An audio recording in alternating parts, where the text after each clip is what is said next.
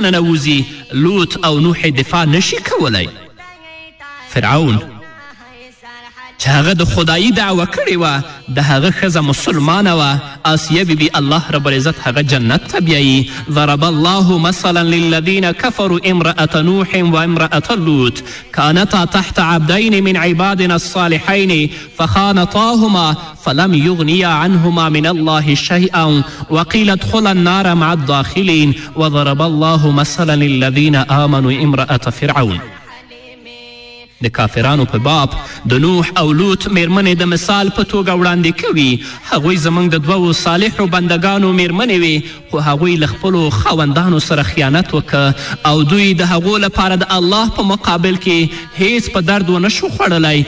دواړو ته وویل شول چې زه یې اور ته ننوځئ د اور ته ننوتونکو سره.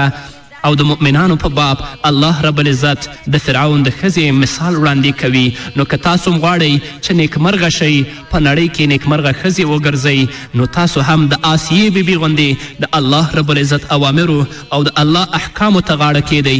او که خدای مکړه تاسو د الله رب العزت اوامرو او احکامو نه سرغړونه وکړه بیا به د نړۍ نیکمرغه ښځې نه بلکې د نړۍ بدمرغه ښځې یئ. په آخرت کې به هیڅوک تاسو د الله رب العزت د عذاب نه نشي خلاصولی لکه چې نوح او لوط علیهم السلام د خپلې ښځې د الله رب العزت د عذاب نه خلاصې نه کړې. تاسو ته ګرانو خویندو هره ورځ برکتناکه ورځ ده په مغې کې الله ته متوجه شئ. ګرانې خورې د سهار مانځنه وروسته قبلې ته مخ کړه کینه په عاجزي او زاري له الله نه دعاګانې وغواړه. برکتناکه او ښه ورځ وغواړه چې نیکمرغي او بریالیتوب ورسره مل وي او له الله نه د ورځې په پیل کې داسې ورځ وغواړه چې له اندېښنو او مصیبتونو نه خالی وي او پاتې ورځ پر دنیوي چارو سربیره په دینی چارو لکه لمونځ تلاوت کې بوخته کړه. که خپله قرآن کریم نشي لستلی نو د بل خوږغوږي قاري سیډي او کیسټ ځان ته ولګوه او هغې ته غوږ کېده. اسلامي خپرونې واوره، قرآن واوره، ځکه د قرآن کریم لوستل او اوریدل دواړه ثواب لري او له زړونو نه ګرد او زنګ لرې کوي. او کله چې زړونه له ګرد او زنګ نه پاک شي نو خپله له خوښي او ډاډ څخه برخمن کیږي.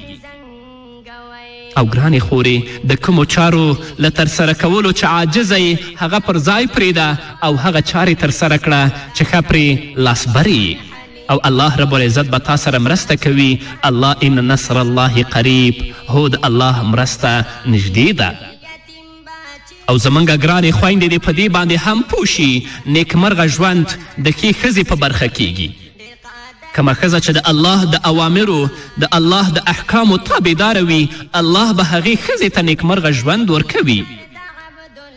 ښې ښځې ته پکار دي چې په کور کې د خاوند په راتلو یې ښه تود هرکلی وکړي او که خاوند اندېښمن وویني نو دا نه چې دا ځان تر هغه هم اندېښمنه کړي او یا له واره ترې پوښتل پیل کړي چې څه خبرې اندېښمن کړی زر شه ماته ووایه بلکې له ځیرکتیا نه دې کار واخلي او چې خاوند یې ورته څه امر کوي په پراخه ټنډه دې هغه کار ترسره کوي ځکه چې خاوند یې په کراره کینی او دمه شي نو کیدای شي چې پرته له پوښتنې خپلې اندېښنې له ښځې سره شریکې کړي.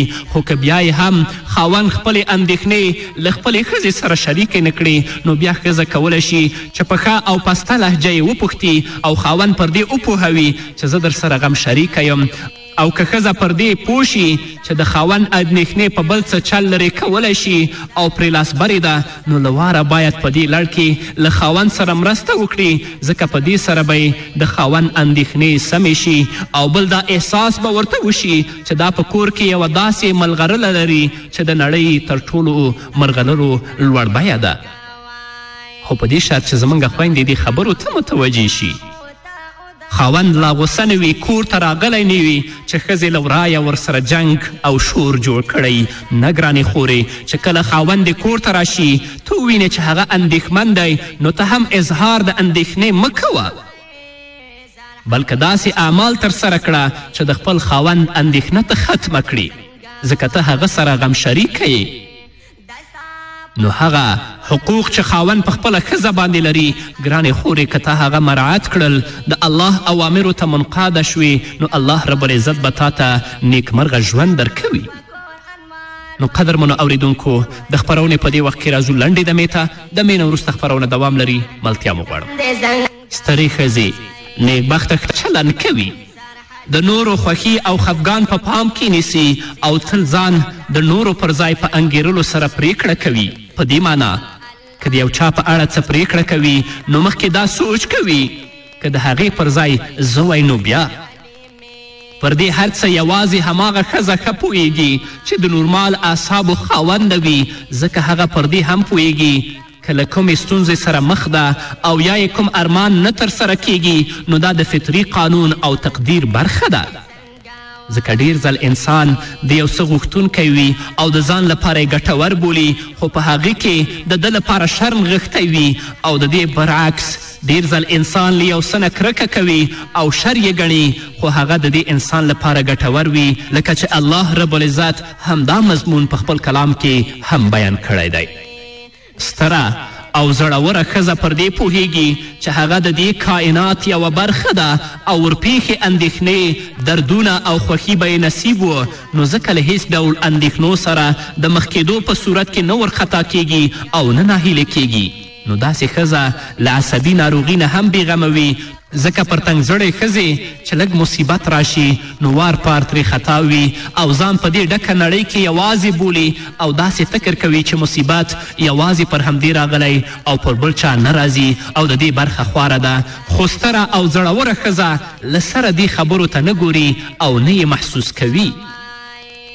نو ګرانې خورې د الله په تقدیر او د الله رب العزت په فیصله باندې راضي اوسه. په هر څه کې غم او اندېښنه مه کوه چې د الله رب العزت عبادت به درنه پاتې وي. په اوسني حالت کې چې کومه ژوند ته لرې په دې باندې ته خوښه اوسه او د الله رب العزت نه نورې خوشحالیانې هم غواړه. عایز قرني په خپل کتاب کې لیکي زه یو داسې کس پیژنم چې د څه ناروغي له امله یې طبیبانو پښه ورپرې کړه.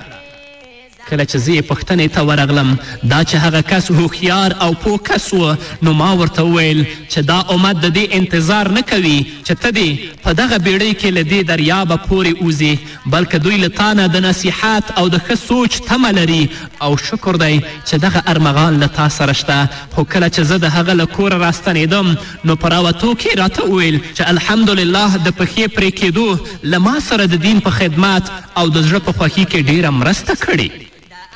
د یو عقلمند په وینا ذهن تر هغې ډاډ نه مومي چې انسان د یو مصیبت پر مهال داسې ونه انګیري چې تر دې هم بدتر ساعت شته. تاسې به ډیر داسې خلک هم لیدلی وي چې د یو واړه مصیبت په ورپېښېدو ځان په لوی لاس د هلاکت کندې ته ورغورځوي. دا ځکه چې هغوی پر دې باور نه لري چې تر دغې بدتر ساعت هم شته. یعنی پر ورپېښ شوي مصیبت باندې صبر او شکر نه کوي چې په دې سره له لوی مصیبت نه په امن شي، ځکه چې الله ته څه ګرانه ده که دا ساعت یې در باندې راوستی وی چې یوه پښه دې پرې شوې ده نو هغه الله پر دې هم لاسبری دی چې له دواړو پښو دې خلاص کړي او پر دې سربیره دواړه سترګې هم در څخه واخلي، نو بیا به څه کوي او څه کولی شي؟ بلکې هیڅ نشي کولی. نو آیا له دې نه صبر او شکر ښه نه دی چې الله هم درنه راضي شي، مصیبت در باندې آسانه شي او په بدل کې جنت هم در په برخه شي او له عصبي ناروغیو نه هم ته خوندي شي؟ د مصیبت پر مهال په تیر وخت پښیمانتیا او په تکلیف یې اوښکې تویول د اسلام له نظره ناشکري او په تقدیر ناخوښي ښکاره کول دي. نه ګرانې خورې کوم مصیبت چې تا باندې راغلی په هغه مصیبت باندې راضي شه او د الله رب العزت نه د هغه اجر وغواړه. که د لاس غوڅ دی نو په دې خوښه اوسه چې دواړه لاسونه دې غوڅ نه دي، که د یوه سترګه لنډه ده په دې خوښه اوسه چې دواړه لنډې نه دي، که د یو غږ کوڼ دی په دې خوښه اوسه چې دواړه کاڼه نه دي، که د یوه پښه پرې ده په دې خوښه اوسه چې دواړه پښې دې پرې نه دي، او که د یو زوی مړ دی په دې خوښه اوسه چې دوه مړه نه دي، او که دوه مړه دي په دې خوښه اوسه چې ټول فامیل دې الله ژوندی پرېښی ټول یې مړه کړي نه دي. نه ګرانې خورې کومه ژوند چې الله رب العزت درکړی په هغې باندې راضي اوسه او په هغې کې د الله رب العزت رضا لټوه. امامه بنت حارث چې کله خپله لور له خپله کوره رخصتوله نو یو څو اصول یې ورته بیان کړل. کومه ښځه چې د خپل خاوند پروا نه کوي نو هغه د مور او پلار نه هم بې پروا وي، سره له دې چې هغوی ورته اړتیا لري. په هر صورت ښځې د میړونو لپاره پیدا دي او خاوندان د ښځو لپاره. د خاوند په حال قناعت کول، د خاوند اطاعت کول. د خاوند باید داسې څه تر سترګو نشي چې بد یې راځي. په خاوند باید ستا خوشبو ورشي نه بدبویي. د خاوند د خوراک او خوب خیال ساته، ځکه چې ولږه تاوتریخوالی رامنځته کوي او بیخوبي، غصه.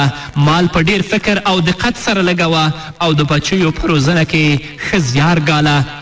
د خاوند نافرمانی مه کوه او مه یې کوم راز ښکاره کوه، ځکه د خاوند نافرمانی تا بې قدره کوي او که راز دې ورله ښکاره که نو له دښمني نه به یې خوندي نشي. بله دا چې که خاوند دې غمجن و نو ته خوښي مه ښکاره کوه او که خاوند دې خوشحاله و نو ته خپل غم مه ښکاره کوه. د الله رب العزت اوامرو او د الله رب العزت احکامو ته ګرانو خویندو منقادې شئ او باید مسلمان پلار او مسلمانه مور چې کله خپله لور د خپله کوره رخصته وي چاته یې په نکاح باندې ورکوي نو د امامه بنت حارث رضی الله تعالی عنها په شان دې هغوی ته نصیحت وکړي، دا نه چې هغوی نفاق، شقاق او جنگ او بدبختي ته وهڅوي.